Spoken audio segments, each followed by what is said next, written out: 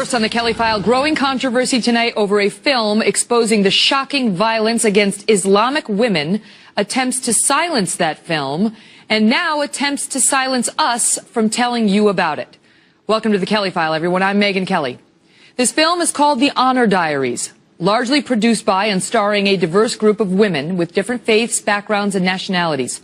All of them focused on promoting women's rights, especially in countries where women and girls are often subjected to something known as, quote, honor violence. Here's some of the trailer. My sister was telling me how unhappy she was in her marriage, and I said to her, come to me. She said, I can't, because I have to think about honor. She didn't want to dishonor the family by leaving her husband. In the end, she set herself on fire. Rubina did, and she died. The concept of honor, it's very difficult to explain it to Western societies. Honor is something that is carried and contained in women and is there to be guarded by men.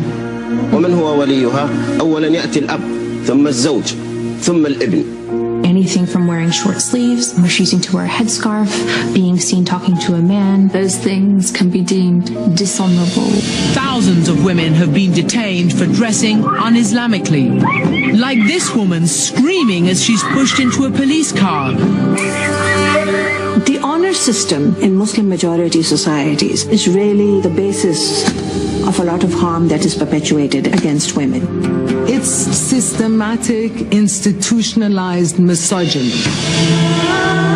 I was crying and begging him to stop. Then he put his hand on my mouth like this. I couldn't breathe. I was crying, but he used me anyway. The issue of forced marriages, child marriage, and honor abuse is a worldwide problem. When you do dissent with what is portrayed as mainstream belief, you are ostracized. There are threats of murder, there are threats of rape, physical mutilation. That film's rollout began on March 8th on International Women's Day. In recent days, a growing number of critics have attacked the film. And now the Council for American Islamic Relations, or CAIR, has joined in an effort to shut down screenings on college campuses. First, the University of Michigan Dearborn postponed its screening. Others have since followed suit. The film's critics celebrating those victories on their social media sites. We reached out to CAIR to get its perspective. This is the same group, you may recall, that pushed to have Juan Williams punished by NPR after his comments about Muslims. He was later fired. CAIR pointed us to a blogger who, instead of coming on to defend his criticism of the film, decided to write a hit piece lamenting that, quote, Jews produced this film and suggesting Fox News was intent on, quote, ginning up controversy over the movie. Clearly, CAIR's chosen spokesperson wanted Fox News to back off of its coverage. When we followed up with CAIR, it simply sent us this quote. American Muslims join people of conscience of faith in condemning female genital mutilation, forced marriages, honor killings, and any other form of domestic violence or gender inequality as violations of Islamic beliefs. If anyone mistreats women, they should not seek refuge in Islam.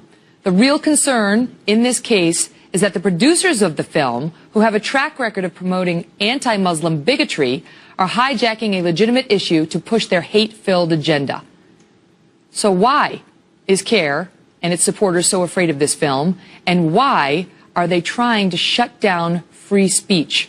This is an extremely serious issue, and you would think that the Muslim community would want this faction of violence against Muslim women highlighted, but Brooke, they do not.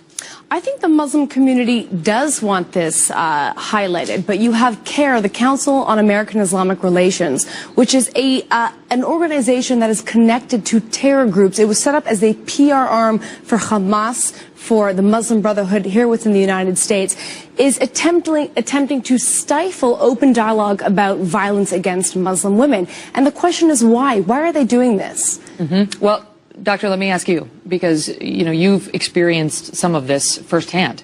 And what groups like CAIR and those who support them say is this is Islamophobic, and that this is an attempt to portray the Muslim community at large as anti-women and violent against women, when in fact it's just a faction.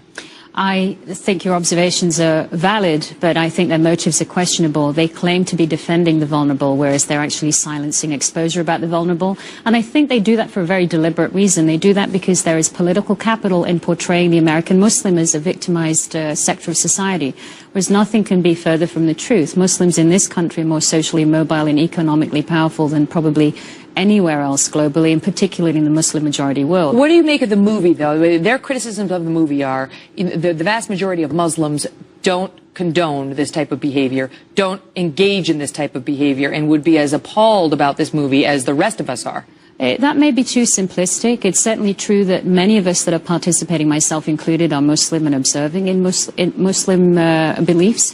But most of the violence that is conducted against women occurs 9 out of 10 times most commonly in Muslim-majority countries. And we have countries that legislate positions on women that encourage and incite this kind of violence. So saying that the Muslim world does not have a role in honor violence is false and dishonest, but the motive is very clearly not to advance human rights on women or children, but to advance their own political position. The producers behind this film, with whom CAIR takes issue, came out and said, we want to do this film because not only do we want to call attention to this, but we're sick of the political correctness that stops attention from being called to issues like this. A few years ago, I did a documentary here at Fox News called Honor Killings, and the blowback was considerable. The people who don't like a spotlight shined on these issues are very, very aggressive and vocal. Right, and this is CAIR's MO. What they do is they sue anyone, they intimidate anyone, they call anyone Islamophobic who is brave enough to raise awareness about things like so-called honor violence, female genital mutilation, Muslim children, female children that are being married to elder men. These are real human rights violations. And CAIR has gone out on this defamation campaign calling anyone who talks about this anti-Islam. Now, I'd like to ask if it's anti-Muslim to raise awareness about the human rights violations occurring against Muslim women in the UK, in Canada, in the United States, and also in Pakistan and the Muslim world. What then is pro-Muslim? And the stats, just so, and I'll give you the floor in 1 second, just the stats so our viewers know, 125 million women and girls have suffered female genital mutilation in Africa and the Middle East since '89. In half of those countries, the majority of girls that happened before age 5. Over 60 million girls worldwide are child brides married before 18. The UN puts the annual worldwide number of honor killing at about 5,000 women. It's incredible. I mean, that oxymoron. Go ahead, Doctor. That last number is a gross underestimate. Many of the killings are undocumented and not reported, so that's actually the tip of the iceberg, and I think a 2002 figure. But just to add to what Brooke said, it's only a manufactured controversy here in the United States with what I can describe as political extremist front groups. I think that's how I would classify an organization like CAIR, because as recently as in Saturday, Dr. Maha Al-Manif in Saudi Arabia was honored for her work in human rights, fighting violence against children and women in her own country. And in Pakistan, we have human rights lawyers like Asma Jahangir, also Muslim women, doing exactly Well, I mean, if CAIR work. is so concerned about this, as they suggest in their statement, why aren't they leading? Why aren't they at the sharp point of the spear, trying to shut this down and call attention to it? I want to ask you, Brooke, because we asked Brooke to come on. She comes on the program frequently and did on my afternoon show as well. And you reached out to a contact asking her, does she want to come on and debate this with you online? This woman, Linda Sarsour, right? Exactly. And this woman has not only declined to come on, her bio is featured on whitehouse.gov. I mean, this is a person who has got a high profile. She tweeted out as recently as March 28th in objection to this film, how many times do we have to tell white women that we do not need to be saved by them? Is there code language I need to use to get through? Extraordinary. Right? It's unbelievable, because what CAIR has done and what groups like CAIR has done by calling out women who are brave enough to appear in this film as anti-Muslim, they have unleashed a vicious attack against those women who are in the film. And there are women who are too intimidated to come and talk about these issues because people like Linda Sarsour are attacking them online. Endangering them. And the irony is that's exactly what this film is about. So their motives are very clear. They're trying to cover up for these crimes. They're trying to stifle free and open public dialogue about these very real issues that are happening in our society. And you hear this word again. She tweeted out about how domestic violence is the issue, and she's tired of those who conflate domestic violence and Islam. We've heard this over and over and over. It is not domestic. This is not an issue of domestic violence. That's correct. There is an absolute culture of honor violence. It's not exclusive to Islam, but it's very prevalent in Muslim-majority countries. And the most Islamic act as an observing Muslim is to expose this injustice, which is what this movie does. So CAIR should be hosting screenings rather than shutting them down. Thank you both so much. We appreciate you being here.